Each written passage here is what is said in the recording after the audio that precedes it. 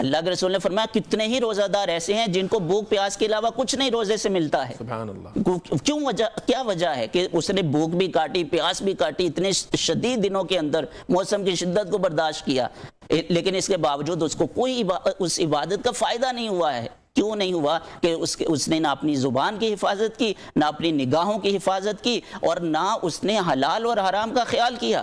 جیسے ابھی رمضان المبارک میں کیا ہوتا ہے کہ روزہ بھی رکھتے ہیں, نمازیں بھی پڑھ رہے ہیں, لیکن اس کے باوجود ملاوٹ بھی سب سے زیادہ کرنی ہے, ناجائز منافع بھی سب سے زیادہ کمانا ہے رمضان المبارک کے مہینے میں. یہ علامہ صاحب آپ نے بہت ایک اہم نقطہ اٹھایا ہے کہ دنیا کے اندر, کیونکہ میں خود سعودیہ میں رہا ہوں کافی عرصہ اور الحمدللہ دنیا دیکھی ہے, پوری دنیا کے اندر چاہے وہ نان مسلم سٹیٹس کیوں نہ ہو, وہ بھی رمضان کے اندر پریولیج دیتے ہیں اپنے مسلمان, اپنے جو مسلمانوں کو جو ان کے ملک کے اندر رہ رہے ہیں. بدقسمتی سے اسلام کے سب سے بڑے علمبردار ہم لوگ ہیں, سب سے زیادہ مساجد ہمارے یہاں پہ ہیں, سب سے زیادہ علماء کرام ہمارے یہاں پہ پائے جاتے ہیں, اور سب سے زیادہ نبی کریم صلی اللہ علیہ وسلم کی میں سے محبت کے دعوے دار ہم لوگ ہیں. اس کے باوجود رمضان آتا ہے اور جو غریب بندے کی پہنچ سے ہم لوگ اشیاء خرد و نوش دور کر دیتے ہیں. مطلب آپ دیکھ لیں, آٹا مہنگا ہے, پیاز مہنگا ہے, ٹماٹر مہنگا ہے, چینی مہنگی ہے, دودھ مہنگا ہے.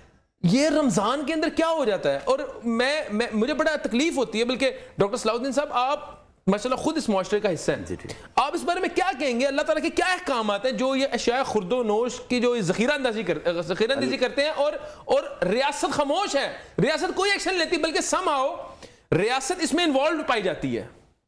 اصل میں پہلی بات تو وہی جو روزے کا ایک بنیادی مقصد ہے, لعلکم تتقون, ایک تو اس کی اویئرنیس ہی پراپر نہیں ہے. دوسرا یہ ہے کہ مٹیریلسٹک تھاٹ بڑا پرویل کر گیا ہوا سوسائٹی کے اندر کہ نہیں جی جو ہے اپنے کنٹرول میں ہونا چاہیے, اور پھر کیپٹلزم چل رہا ہے سوسائٹی کے اندر. اب اس سب میں ایک دوڑ ختم ہو گئی, اور وہ دوڑ تھی نیکیوں کی جو صحابہ اکرام رضوان اللہ علیہ مجمعین میں پائی جاتی تھی. ہم میں اس طرح کا کوئی بھی وہ چیز نہیں آئی, کوئی شائبہ, کوئی اس طرح کی چیز نہیں آئی.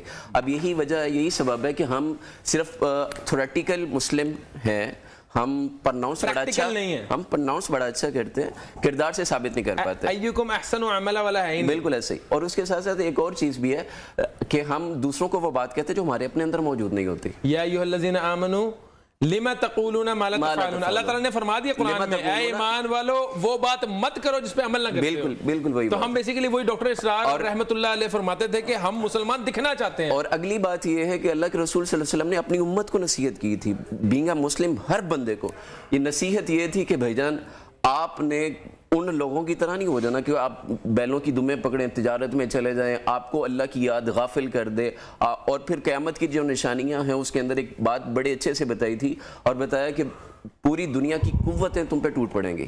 اللہ اکبر. اور تمہیں ایسے ٹوٹ پڑیں گی جیسے بھوکا دسترخوان پہ ٹوٹ پڑتا ہے. سبب اور وجہ کیا تھا؟ فرمایا کہ تم میں حرج آ جائے گا. صحابہ نے پوچھا اللہ کے نبی صلی اللہ علیہ وسلم آپ یہ فرمائیے حرج کیا ہے, اس کے بارے میں ہمیں کچھ سمجھ نہیں آئی.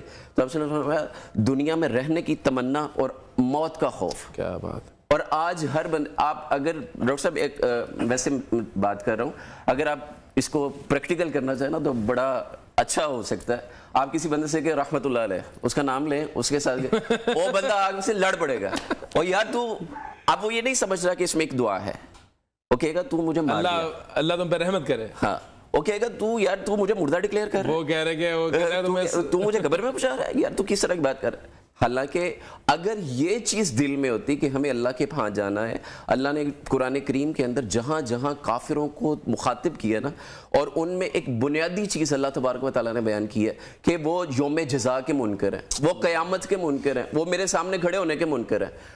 آپ 30واں پارہ اٹھا لیں, 29واں اٹھا لیں, 28واں اٹھا لیں, اور قرآن کے کئی ایسے 20 مقامات ہیں جہاں سے اللہ تبارک و تعالیٰ نے جہاں پہ کافروں کا تذکرہ کیا ہے, ان کی سارے خصائص بیان کیے ہیں کہ یہ ان کے اندر بدبختی ہیں. وہاں پہ اللہ نے یہ بات لازمی طور پہ کہی ہے کہ وہ یوم جزا کے منکر ہیں. آج کا کہنے کا مسلمان آج کا خود کا کلیم کر رہا ہے کہ میں رسول اللہ صلی اللہ علیہ وسلم کا عاشق ہوں, میں یہ ہوں, میں وہ ہوں, میں ایسے کر دوں گا, ویسے کر دوں گا, فلاں, لیکن حقیقت میں اللہ کے سامنے کھڑے ہونے کی وہ جو اسپرٹ ہے نا وہ نہیں نظر آتی.